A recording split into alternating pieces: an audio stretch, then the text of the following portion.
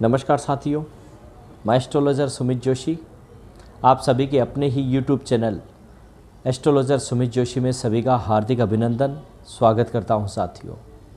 साथियों आज हम जन्म कुंडली में बनने वाले उन योगों में से एक विशेष योग जो एक आम इंसान से लेकर विशेष इंसान को अनिवार्य रूप से अपनी कुंडली में चाहिए ही चाहिए होता है।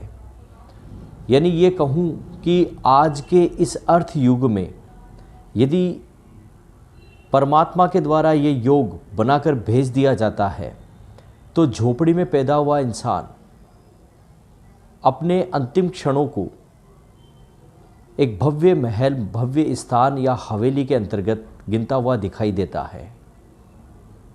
ये योग जिसे हम बोलते हैं धन योग। जन्म कुंडली में आज मैं आपको 7 से 8 प्रकार के धन योगों का प्रयोग बता रहा हूँ। उनमें से एक भी यदि योग आपकी कुंडली में लागू है तो कन्फर्म मान के चलिएगा, 100% मान के चलिएगा कि जीवन में आपको एक अच्छी धन संपदा मिलने वाली है या मिल चुकी है।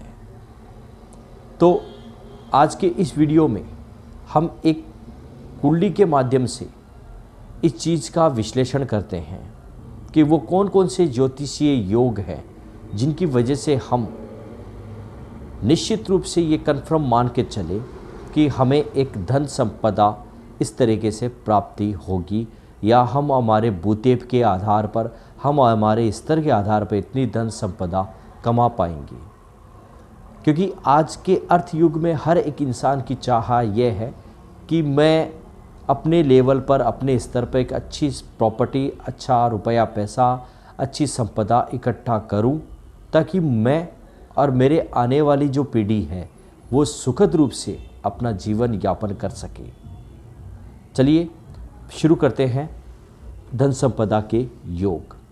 देखिए साथियों, यदि आपकी कुंडली के अंदर, पहला नियम बताने जा रहा हूँ, यदि आपकी जन्म कुंडली के अंदर लग्नेश, ये लगन भाव का स्वामी और ये द्वितीय भाव का स्वामी, ये आपस में कोई भी संबंध बना लेते हैं। मान लीजिए उदाहरण के लिए यहाँ पर 1 नंबर लिखा हुआ है आपकी कुंडली में, कुंडली कोई भी हो सकती है, उसके विश्लेषण से पता चलेगा। और यहाँ पर धनेश शुक्र बन जाता है क्योंकि ये मेष लगन है और मेष लगन का स्वामी मंगल होता है, और यहाँ पर ये वृष है राशि और इसका स्वामी शुक्र होता है।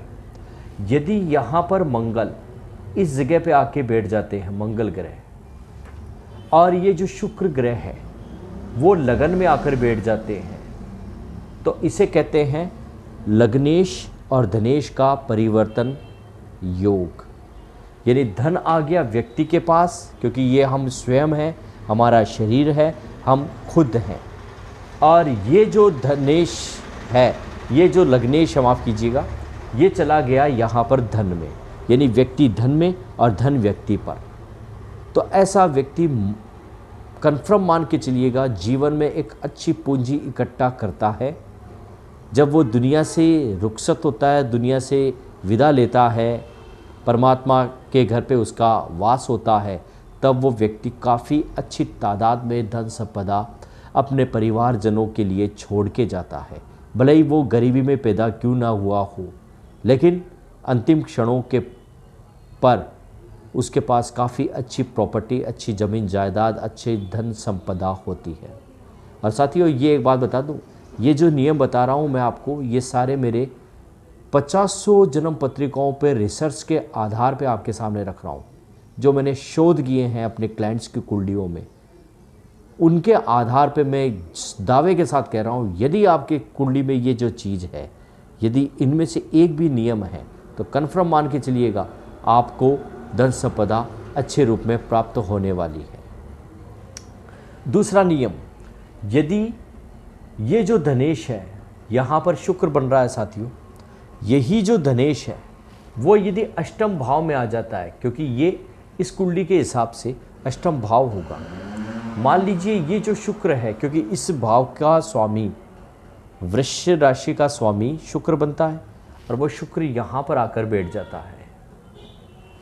यहाँ पर कोई भी और द्वितीयेश यानी धनेश कोई भी हो सकता है। वो जब यहाँ पर बैठ जाता है तो मान के चलिएगा ऐसे व्यक्ति को बिना कमाया हुआ धन, अप्राप्ति का धन या बिना मेहनत का धन निश्चित रूप से मिलता ही मिलता है।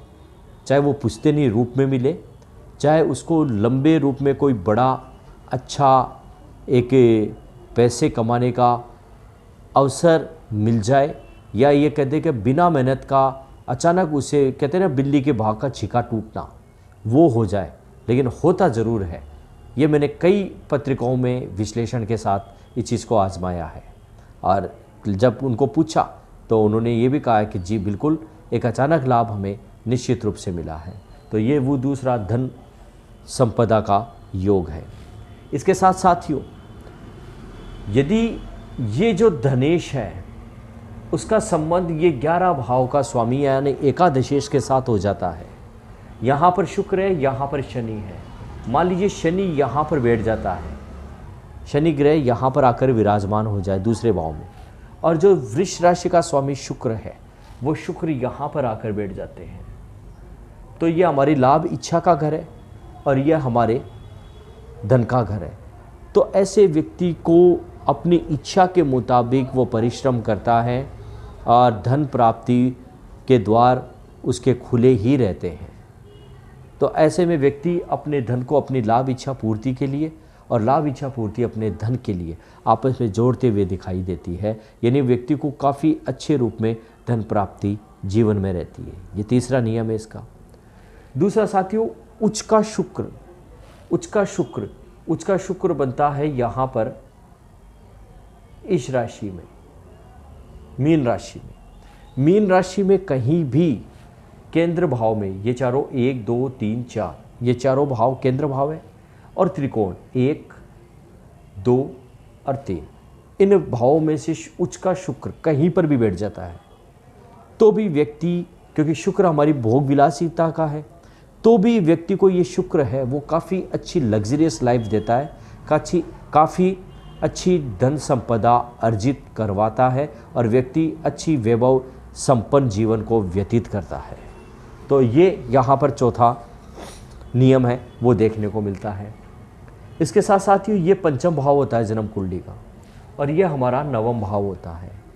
यदि यहाँ पर पंचमेश, मान लीजिए इस कुंडली के हिसाब से, कालपुरुष की कुंडली या मेष लगन की कुंडली के हिसाब से यहाँ पर सिंह लगन बनता है, तो यदि सिंह राशि आती है और इसका स्वामी सूर्य होता है, मान लीजिए यहाँ पर सूर्य अपने ही भाव में स्थित है, और इसी कालपुरुष की यानी मेष लगन की कुंडली के हिसाब से यहाँ नवम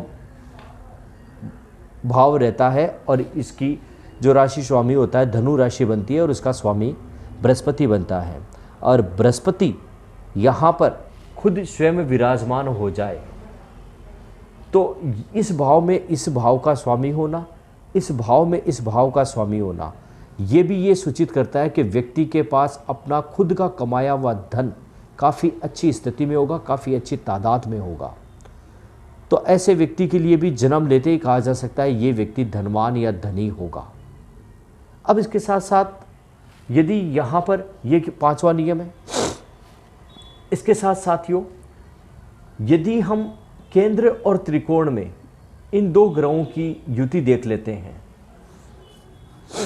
केंद्र में ये केंद्र है और ये पांचवा भाव और नौवां भाव, पहला पांचवा और नौवां ये हमारे लिए त्रिकोण भाव है, तो इनमें मंगल और सूर्य की युति कहीं पर भी किसी भी भाव में हो जाती है तो भी व्यक्ति अपने बूते के आधार पर, अपनी स्थिति के आधार पर अच्छा धन कमाता है।